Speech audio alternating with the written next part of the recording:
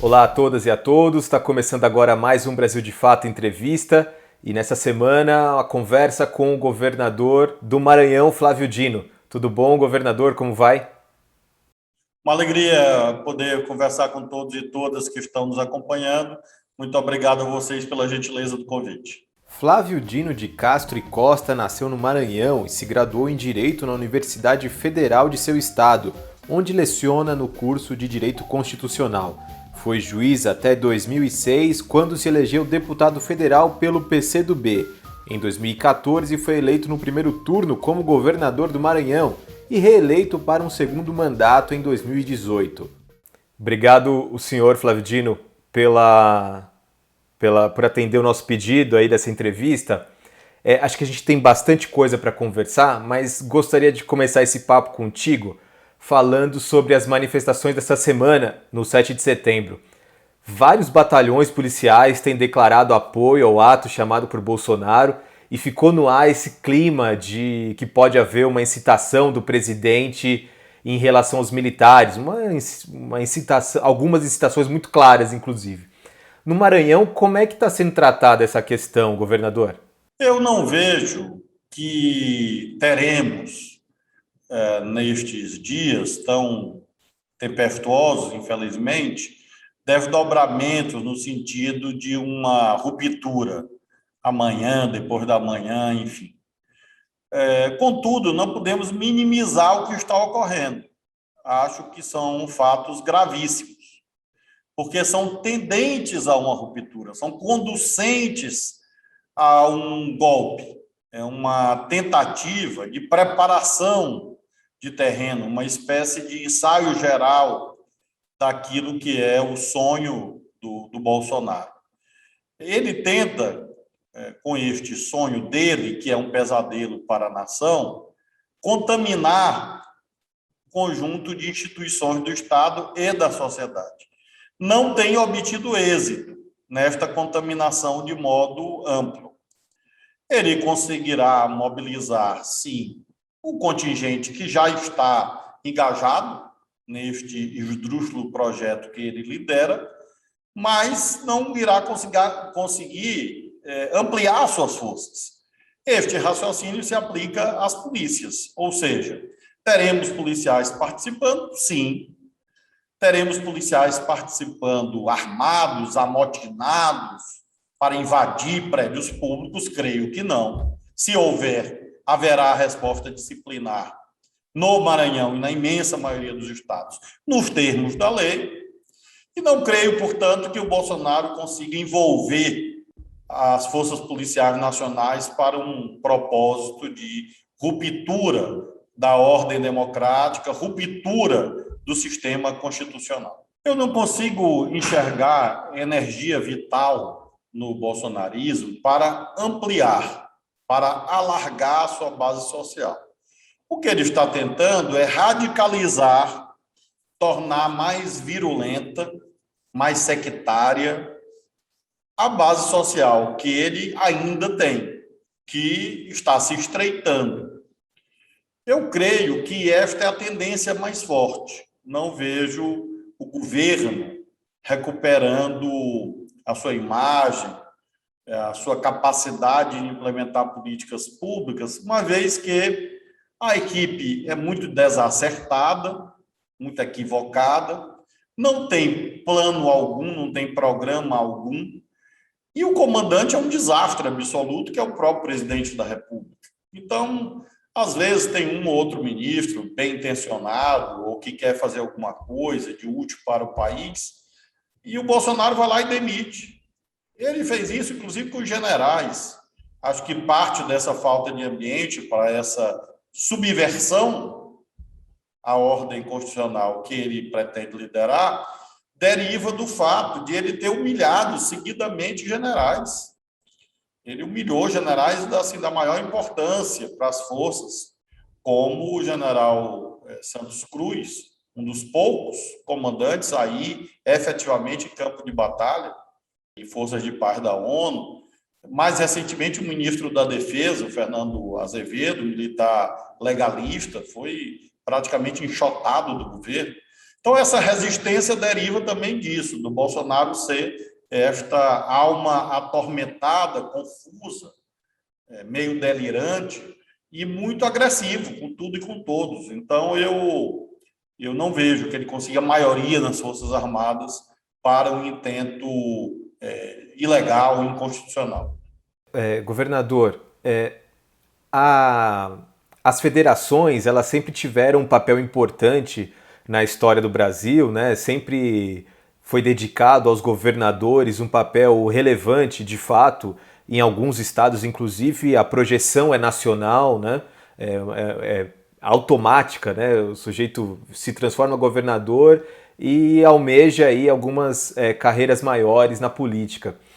O Fórum dos Governadores ele se tornou um ambiente que faz um contraponto, né, ao governo Bolsonaro e às demais questões, talvez muito por conta da pandemia, mas esse momento do Fórum dos Governadores talvez seja inédito, né? Queria que o senhor falasse um pouquinho sobre como tem funcionado, né, a organização por lá. Inclusive no último encontro foi debatido essa questão do 7 de setembro, como os governadores deveriam agir ali internamente para evitar qualquer desmando. E acho que tem também uma questão interessante aí, que é uma tarefa também dos governadores frear o ímpeto de alguns que tentam ganhar protagonismo nesse período, que é um período tão triste para o país, né? A federação, em um país extenso territorialmente como o Brasil, traz múltiplas virtudes, entre as quais é esta que você aponta, qual seja a limitação a projetos despóticos.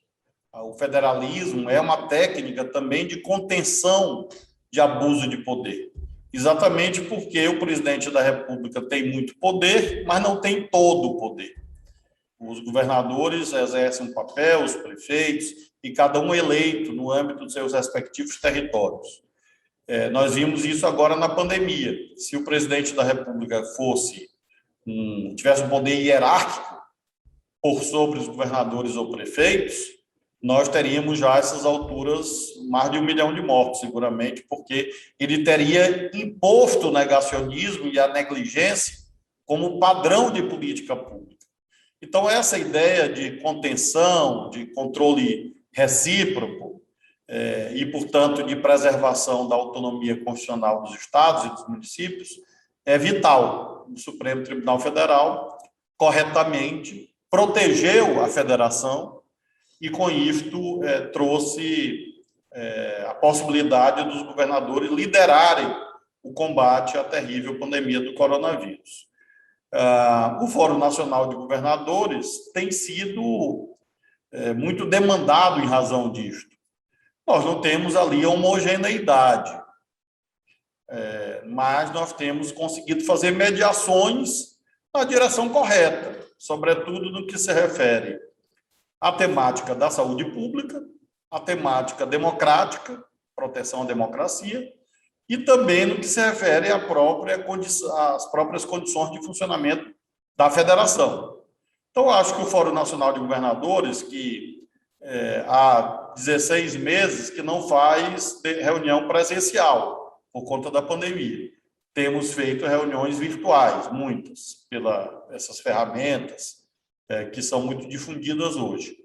E creio que tem sido um espaço assim, de alta contribuição, de alto protagonismo, e por isso deve ser preservado como um dos mecanismos de construção de uma nação melhor, de uma nação em que haja mais respeito, haja paz, haja trabalho. E eu desejo que em outro momento, quem sabe, o presidente da República volte a dialogar com os governadores. Não este, porque não creio nisso, mas em outro momento da vida brasileira, que haja um presidente da República ou uma presidente que não veja os governadores como inimigos. Que a situação que nós temos hoje é essa. Lamentavelmente, o Bolsonaro trata praticamente todos os governadores como seus adversários, seus inimigos a serem exterminados, e não como interlocutores legítimos que devem ser respeitados e ouvidos.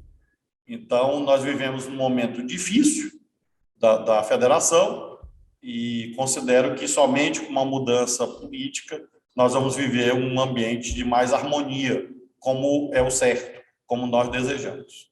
O fórum tem uma divisão que não é muito específica, assim, muito determinada, mas somente 15 ou 17 governadores assinaram uma carta de repúdio ao presidente da República. Agora, nesse último encontro, também ficou decidido que não haveria uma carta, mas, enfim, alguma ideia de conversas públicas, né, de conversas entre os poderes, junto com o Congresso e com o Judiciário também. A que se dão essas disputas nesse momento, governador? No momento que é crucial que fosse feita também uma união entre os estados, né? Essa amplitude da maioria no fórum varia, depende do tema. Nós já tivemos manifestações importantes subscritas por 25 governadores, outras por 15, mas sempre pela maioria. Isso que eu queria chamar a atenção. Mesmo essa última de apoio ao Supremo, não conseguiu uma envergadura maior, mas nós tivemos lá 15 governadores que assinaram. Não significa que os outros 12 estejam do lado de Bolsonaro. Não, apenas, às vezes, há fatores locais, fatores profissionais. E como as cartas hoje são articuladas pelo WhatsApp, já aconteceu de um governador eventualmente nem ver, porque é no grupo de WhatsApp ali que você debate.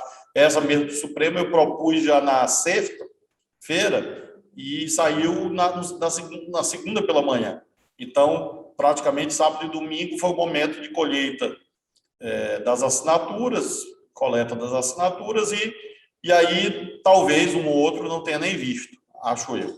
Mas o que é importante frisar é isso, é que nós temos maioria para o campo democrático. Eu diria que, em média, dos 27, seguramente 20 governadores, pelo menos, estão mobilizados em torno da defesa da Constituição e da democracia.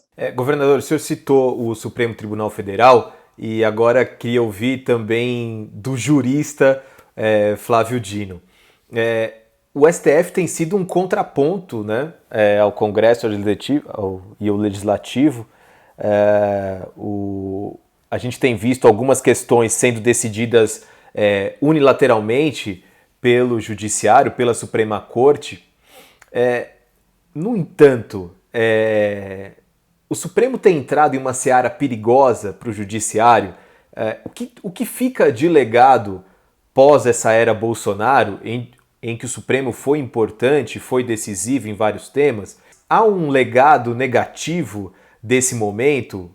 A gente pode perder um pouco o prumo da justiça no Brasil? O Supremo é uma instituição humana e, como tal, sujeita à historicidade, ou seja, não é algo metafísico, absoluto, dogmático. Ora tem momentos melhores, ora tem momentos piores. E, por outro lado, é uma instituição falível. Então, eu, olhando o longo arco do tempo, acho que o Supremo acertou muito mais do que errou na vida brasileira. Se você pegar desde o alvorecer da República, o Supremo teve uma posição de tutela das liberdades, inclusive desenvolveu a chamada doutrina brasileira do habeas corpus, final do século XIX, uma jurisprudência positiva no sentido do controle de abusos de poder. Depois, o Supremo se equivocou em outros momentos, você lembrar da absurda extradição de Olga Benário, que o Supremo teve uma posição absenteísta, uma posição de não é comigo, não impediu aquela barbaridade, poderia ter impedido, deveria ter impedido. Na ditadura, você viu inicialmente o Supremo silente, depois o Supremo reagiu, começou a proferir decisões em defesa da legalidade, defesa da lei, em defesa da liberdade de expressão, da liberdade de imprensa, e isso resultou, inclusive, na cassação de 3 ministros por ato da ditadura. Vitor Nunes Leal, Hermes Lima e Evandro Lins e Silva foram cassados pela ditadura, exatamente porque o Supremo vinha mantendo uma posição de resistência cívica contra a ditadura. Então, você vai encontrar sempre o Supremo, às vezes acertando, às vezes errando. Se você olhar dos abusos da Lava Jato, o Supremo demorou a reagir e poderia ter evitado muita coisa de lamentável que aconteceu no Brasil. Mas reagiu, ainda que tardiamente. O Supremo vem corrigindo os atos ilegais, abusivos que foram ali praticados com finalidades até político-partidárias, eleitorais, enfim. Nesse período do Bolsonaro, do mesmo modo, acho que o Supremo inicialmente teve uma posição de observar, mas se você olhar os temas fundamentais, o Supremo tem sido muito assertivo, muito enfático na proteção da Constituição. Isso vale para o tema da saúde pública, tema da federação, das liberdades, combate às fake news, julgamento de temáticas como armas, por exemplo. O Supremo já seguidamente se manifestou contra essa ideia de fuzil para todo mundo. O Supremo tem várias decisões. Então, acho que tem mais acertado do que errado. Você pediu minha opinião, assim, como professor de direito, enfim. Eu diria, em síntese, isto. Dizer que o Supremo acerta sempre, não. Mas tem mais acertado do que errado, e isso é bastante bom. Sobretudo no que se refere à questão democrática, de proteção das regras do jogo. E eu espero que continue assim. Na sua independência, o Supremo não pode ser um joguete de projetos partidários. Não tem aceitado. Outras instituições aí já têm se submetido a isso, a renunciar ao seu papel para se submeter, atrasando atos, atrasando decisões, para atender aos interesses de quem está no poder. Isso é errado. Há muito uma tentativa de milicianizar as instituições. Não são só as Forças Armadas e as polícias. Há uma ideia de milicianizar tudo, submeter essa lógica do vale tudo, tudo é projeto de poder, não tem lei, rasga a lei. Então, quem fizer isso vai pagar um preço caro perante a história. Com certeza. Governador, a ida do senhor para o PSB ela já foi bastante explorada, já se falou bastante disso, o senhor já falou bastante disso, talvez o senhor deva se candidatar então ao Senado em 2022. Mas mantém no radar uma possibilidade de candidatura à presidência num futuro próximo? Hoje não mais, em relação a 2022, seguramente que não, porque eu creio que o quadro eleitoral já está mais ou menos desenhado no que será a eleição de 22. O futuro a Deus pertence, né? Cada dia com sua agonia. Tem um amigo meu aqui que me ensinou que a gente não disputa 3 eleições de cada vez, a gente disputa uma de cada vez. Então, tem gente que fica fazendo plano para 2022, 2024, 2026, 2000, não sei quanto. Eu não, eu estou focado em 2022 e aí é mais provável mesmo essa pré-candidatura ao Senado, digamos que é o caminho principal, o mais provável, sem prejuízo de outras alternativas. Por exemplo, se o Bolsonaro radicalizar, vier para cima, que vai fechar, que vai dar golpe para rasgar a Constituição, e se tiver a necessidade, eu já disse e reitero, num quadro extremo, eu posso ficar no governo, numa atitude de resistência democrática, né, para garantir a legalidade perante o povo do nosso estado e perante o país, dizer, olha, aqui tem um grupo de governadores que não aceita golpe, que não aceita ditadura. Então, numa situação limite, eu cogito até disto, mas numa situação de normalidade democrática, razoavelmente posta, mais provável ser candidato ao Senado. Mas essa questão da candidatura à presidência ela é muito forte, né? Ela é uma decisão e a gente vê por todos os candidatos que passaram por essa tentativa mesmo de chegar à presidência, nem todos foram eleitos, obviamente, mas é uma decisão muito importante, né? Isso te motiva de alguma maneira? Eu considero assim, que cada momento tem o seu desafio e a sua resposta. Se você fosse olhar assim de modo atemporal, como se isso fosse possível, a resposta à sua pergunta seria sim. Claro, me motiva.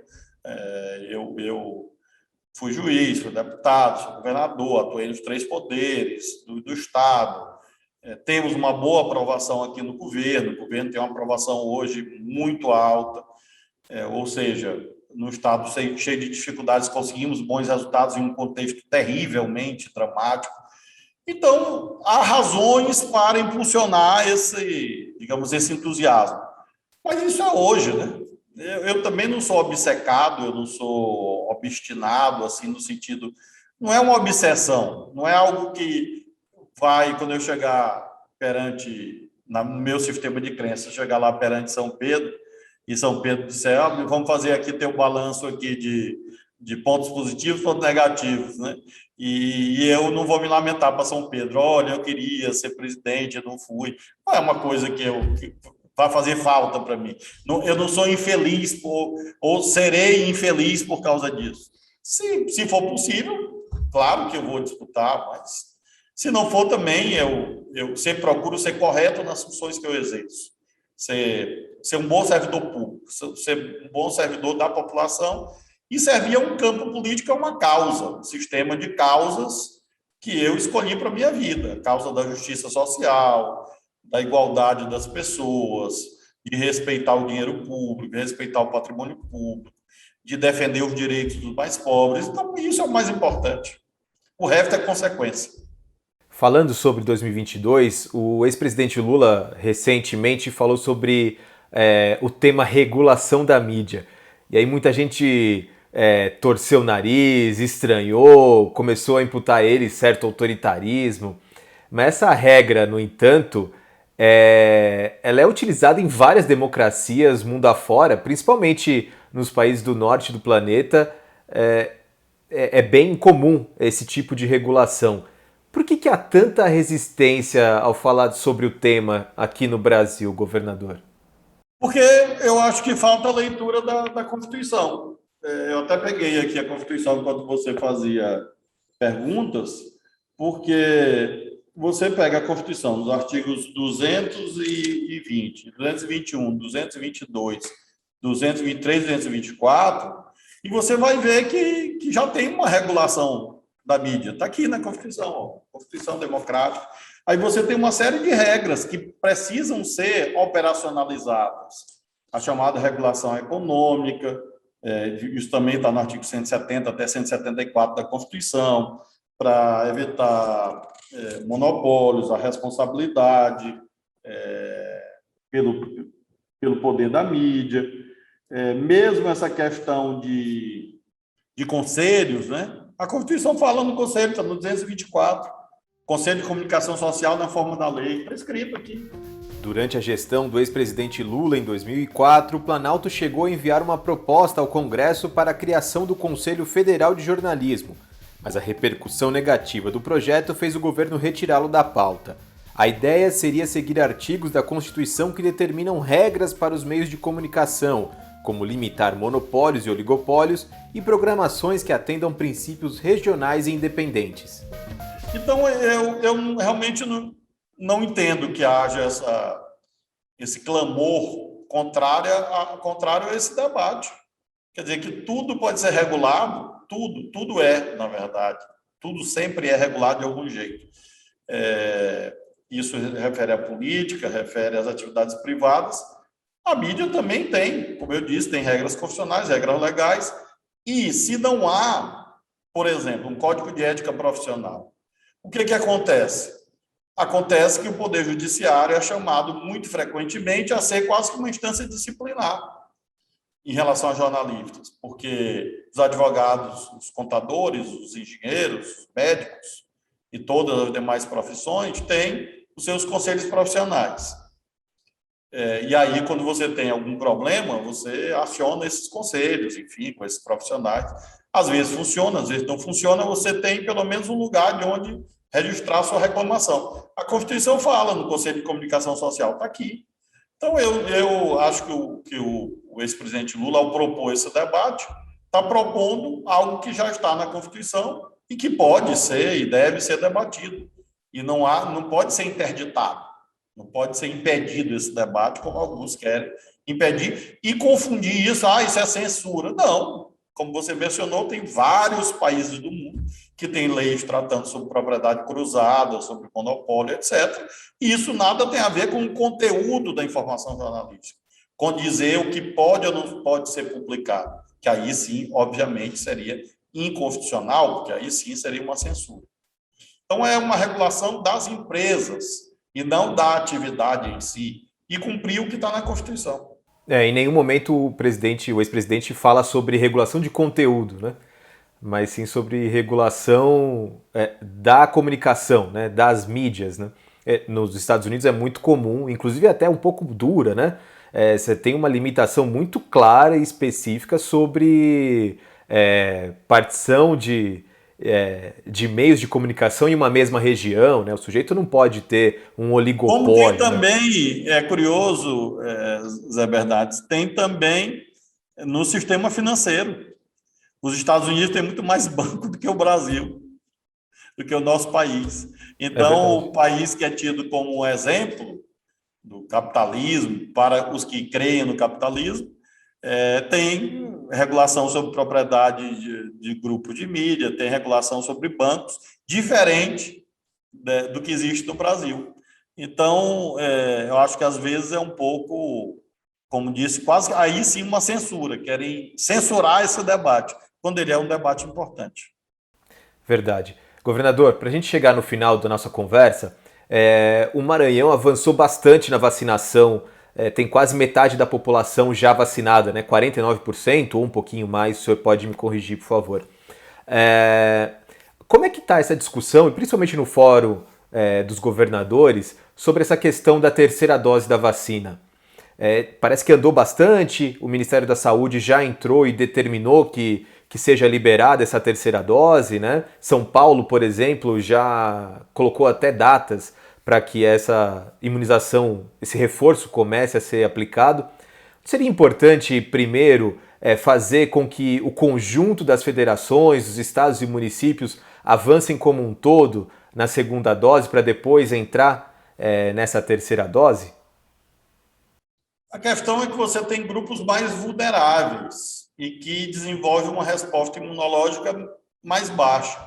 Me refiro aos idosos, né? Então, eu sou a favor, e nós aprovamos aqui na nossa CIB, na nossa Comissão Intergestora Bipartite, que pactua o SUS no âmbito do Estado e dos municípios, a terceira dose para esses grupos mais vulneráveis, porque eles desenvolvem uma resistência mais baixa. E aí sim, depois, terceira dose para toda a população depende, até para um imperativo lógico, que a segunda dose também evolua, isso nacionalmente. Então, acho que do jeito que está bem posto, ou seja, vamos avançar com a primeira, com a segunda, e grupos mais restritos, mais vulneráveis, a terceira dose, porque já há estudos mostrando, inclusive, uma queda da eficácia da vacina decorrido 6 meses, por exemplo, que é esperado numa vacina que foi desenvolvida em tempo recorde. Daí, o absurdo que nesse momento em que as pessoas estão nos assistindo, a pauta do país ser essa manifestação disparatada, antidemocrática, do 7 de setembro, em vez de ser vacina. E esse deveria ser um dos debates nacionais no momento. Governador, muito obrigado por esse papo, viu? Aceitar mais essa conversa aqui com o Brasil de Fato. Espero que voltemos a conversar em breve numa normalidade democrática no país. Sempre, e sempre com muita esperança e fé. Muita crítica ao que está acontecendo, muita resignação, mas, ao mesmo tempo, muita militância transformadora, sempre com muita dedicação, muita esperança, muito otimismo na ação prática, porque nós vamos sair desse momento de trevas, eu tenho certeza. Obrigado, um abraço. Tchau, governador. Obrigado. Valeu.